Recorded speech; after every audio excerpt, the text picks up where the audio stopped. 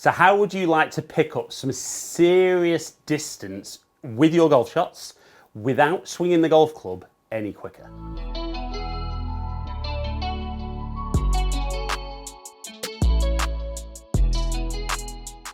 Now, I thought that might get your attention, but just before we get into the video, if you're new down to my channel, welcome down to Ali Taylor Golf. If you're a returning viewer, welcome back. Today's video is the first in a series that I'm calling Friday Fixes. So I'm going to put a swing related video out every single Friday, helping you with your golf game, just in time for the weekend for when you go out to play golf. But hopefully by the end of today's video, you'll agree that it's not only a good fix for a Friday, but every single day of the week.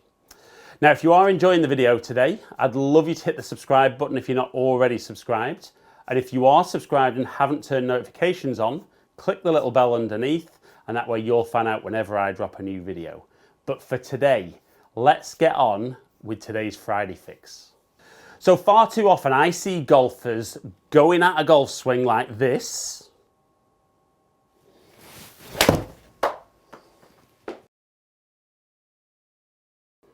And we can see for a lot of speed it didn't really go anywhere. But wouldn't you love to be able to do this?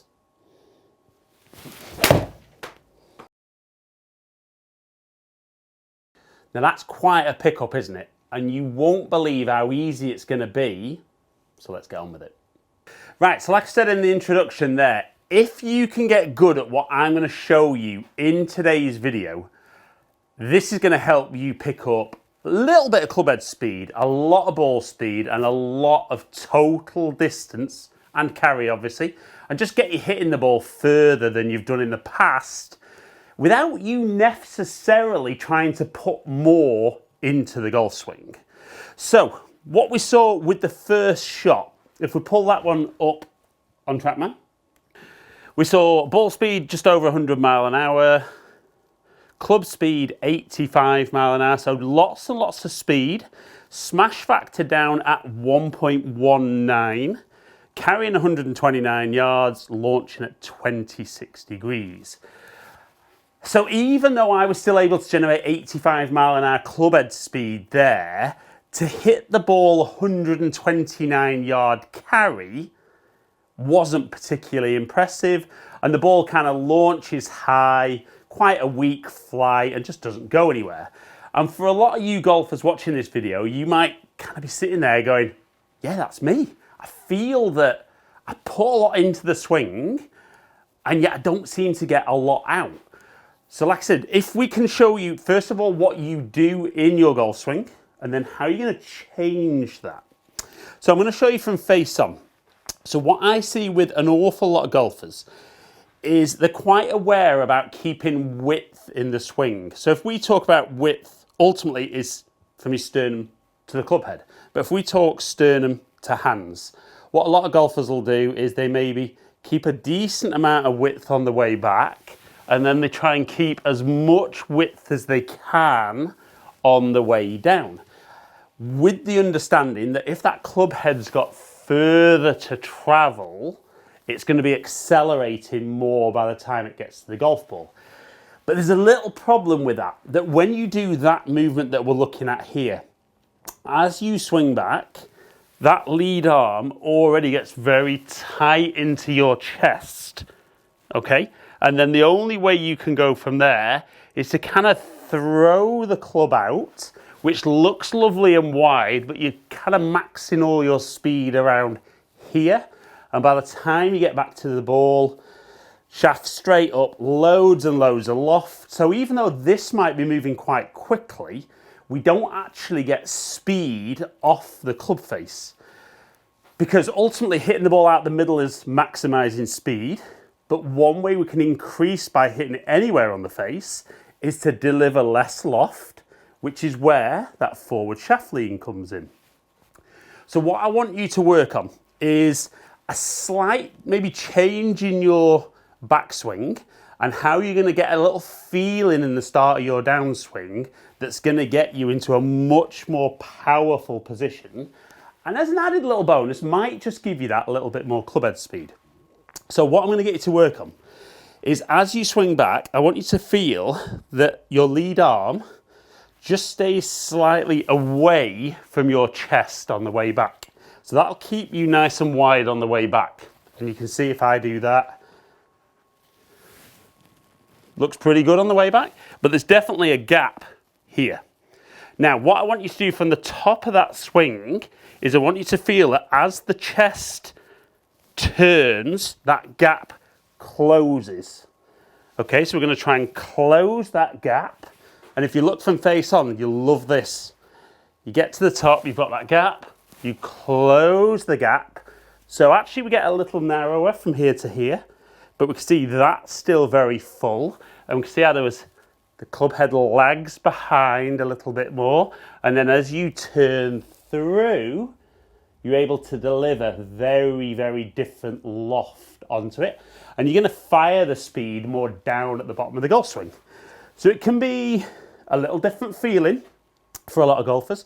So we'll maybe do a couple of nice slow practice swings to begin with. So keep that lead arm away from the chest on the way back and then close that gap.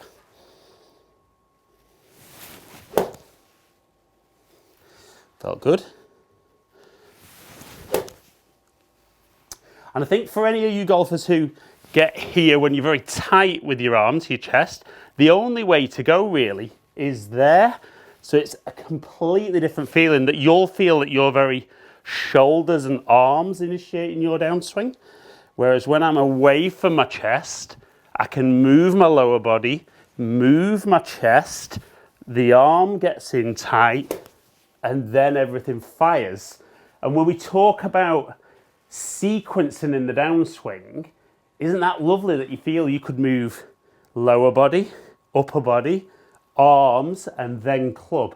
That's that perfect firing sequence for speed. So you might, having done a few practice swings and then build the speed in, say, right, okay, that feels good with no ball. As ever, feels nice and easy with no ball. So you might try one where you feel you take a little bit of speed out to begin with and just really focus on the movement. So that really felt like I didn't put anything into that. And yet I've still generated 84 mile an hour club head speed, 111 ball speed, launching at 15, which is maybe a little bit on the low side for my 7iron, but smash factor at 1.32 is almost PGA Tour standard, and you can see a carry of nearly 153. So we've gone from 129, feeling like I was putting everything into it, to over 150, feeling like I put nothing into that. So the first thing you would say is, right, I've actually swung 1 mile an hour slower to hit the ball 33 yards further. So you might say, right, I actually quite like that, and that felt very controlled. So go with another one of those where I feel I'm taking the speed out. Now I've actually got back to 85 mile an hour, 115 ball speed, smash factor now better than PGA Tour, and carrying 162. Now, oof, we're really seeing some snap to that golf swing. So now let's see if I can put what feels like a little bit more speed back in with that movement. Didn't quite get that one, bit out the toe. But you see 90 mile an hour for 150, but with a poor contact. So this is what you might find is that I'll be the first as a coach to say, if you can swing the club quicker, absolutely that is a skill you should work on. But what if when you put that extra speed in like I did there, you start losing your strike a little bit? I think you don't want, if you're someone hitting it 129 yards, you don't want to be trying to swing slower, not knowing that you've actually got more in the locker anyway. So then I might say, right, can I go back to that slower one, get the movement good, and still hit it kind of 160?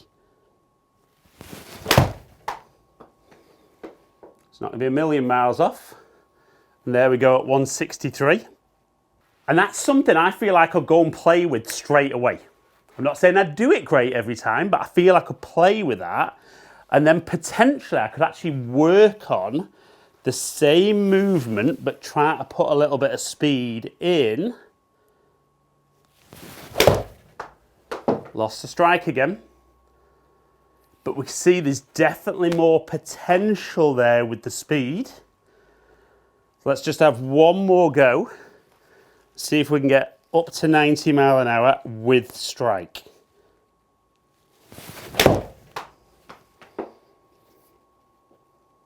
So just tweaks it a little bit left, but we can see there nearly 90 mile an hour club head speed, 121 ball speed, smash factor at 1.35 and 175.2 carry.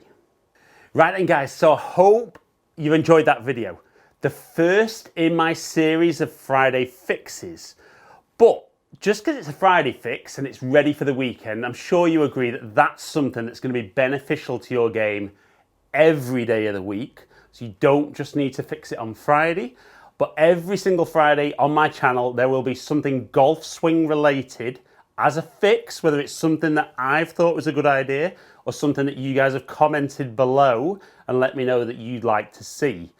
But if you can work there, like I've said, on keeping that lead arm away from the chest a little bit on the way back, so that as you start your downswing, you turn into the arm, you could see there how even if I tried to swing slower, I picked up huge ball speed and great distance. But then when I actually tried to swing quicker, I saw a big jump in club head speed, that if I can match the strike with that, that's obviously the key, I see a huge pickup in distance. So guys, hope you've enjoyed today's video. If you have, like it and share it, comment below and I'll get back to as many people as I can. If you enjoyed today's video and you don't currently subscribe, I'd love you to click the subscribe button below, ring the notification bell, and then you'll find out whenever I drop a new video. Follow me on all my social media platforms, all under Ali Taylor Golf. Hopefully catch up with some of you guys down here soon. Stay in contact.